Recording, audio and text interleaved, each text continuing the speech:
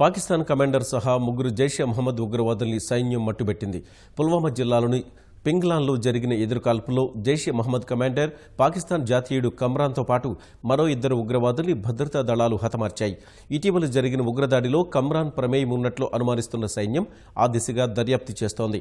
ఎదురుకాల్పుల్లో major దౌందియాల్ సహా 5 జవాన్లు, ఓ పౌరుడు అమరులయ్యారు.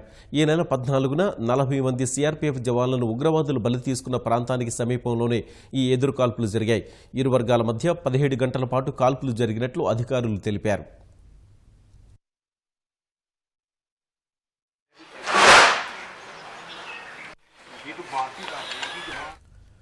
పుల్వామా జిల్లాలోని పింగ్లాన్ ప్రాంతంలో ఉగ్రవాదులు దాగి ఉన్నారన్న సమాచారం ఆధారంగా సైన్యం గత రాత్రి తనిఖీలు నిర్వహించింది. ఈ సమయంలో తారసపడిన ఉగ్రవాదులు భద్రతా దళాలపైకి కాల్పులకు దిగారు. ఈ ఎదురుకాల్పుల్లో ఓ మేజర్ సహా 5 జవాన్లు, ఓ పౌరుడు వీరమరణం పొందారు. మరో జవానుకు గాయాలైనట్లు అధికారులు తెలిపారు. ప్రాణాలు కోల్పోయిన వారిని మేజర్ విఎస్ దౌందియాల్, హవల్దార్ షియోరామ్, సిపాయిలు అజయ్ కుమార్, హర్సింగ్లుగా గుర్తించారు. జవాన్లు 55వ రాష్ట్రీయ రైఫిల్స్ విభాగానికి చెందినవారని అధికారులు తెలిపారు. ఎదురుకాల్పుల్లో ఓ పౌరుడు కూడా ప్రాణాలు కోల్పోయినట్టు తెలుస్తోంది.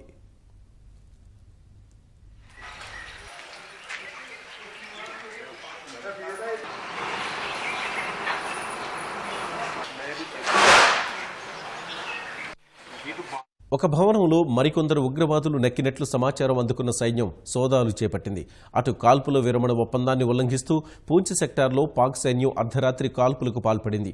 అటు షోపియాన్ జిల్లా క్రవోరా ప్రాంతంలో ఉగ్రవాదుల కోసం సైన్యం తనిఖీలు నిర్వహిస్తోంది. మరోవైపు జమ్మూ కశ్మీర్ నుంచి పాకిస్తాన్లోని రావల్కోట్కు వెళ్లే బస్సు సర్వీసును అధికారులు నిలిపేశారు.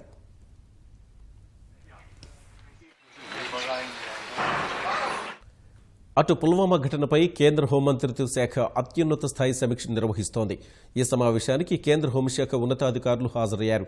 ఎదురుకాల్పులకు సంబంధించి సిఆర్పీఎఫ్ కేంద్ర కార్యాలయంలో భేటీ అయిన అధికారులు ఆపరేషన్ను పర్యవేక్షిస్తున్నారు. నిఘా వర్గాలు స్థానికుల నుంచి తీసుకున్న సమాచారం ఆధారంగా ఆపరేషన్ కొనసాగించేందుకు భద్రతా దళాలకు దిశానిర్దేశం చేస్తున్నారు.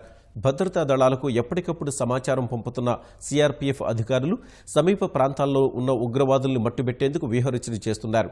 పరిస్థితులపై ఎప్పటికప్పుడు హోంమంత్రిత్వ శాఖ, రక్షణ శాఖలకు వివరాలు తెలియజేస్తున్నారు.